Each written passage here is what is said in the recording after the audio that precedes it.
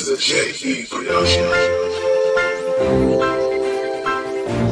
Himagsikan Records, Bulacan's Finest Production, Finest Production, Finest Production, Finest Production.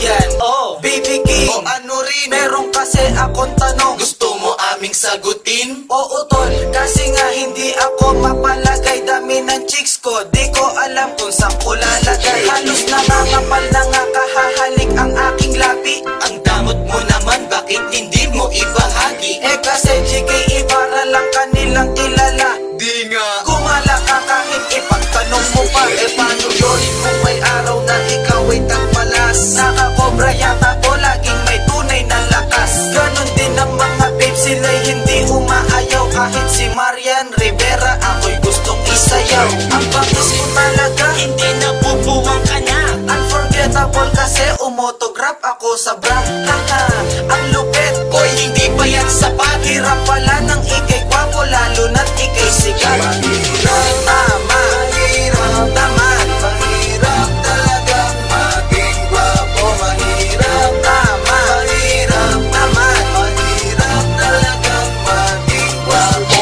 Ito na, verse ko na, ako ngayon ang bida. Huwag ninyong paniwalaan yung dalawa. Bakit? Kasi sa panliligaw ako yung bihasa. Kumbaga sa isda, ayoko na ng bilasa. Lilian, kaya ko din yung ginagawa mo. Oo nga, pero mas lamang pa rin ako sa'yo. Ako naman si Baby King, pwede ba pa-epal? Huwag ka na, malas mo kung ako ang karibal. At ang pinaka-ayoko, dadaan sa eskinita, tapos magdidilian ng lahat ng dalagita. Lilian, gusto rin namin maranasan yan. Oh shoot, basta ako'y araw-araw yun din kita. At ako ang heartthrob na Jericho Rosales. Agamulak Jake Rojas, sa mukha ko ay panis. Kumbaga sa bola, sila yung gustong laruan. Diyos ko, inindatan ko lang, ako'y tinabihan. Mahirap naman, mahirap naman, mahirap talagang maging gwapo. Mahirap naman, mahirap naman, mahirap talagang maging gwapo. Ibarra, Lilian, nakikita nyo ba yun? Ang alin? Magandang babae na nakatambay dun.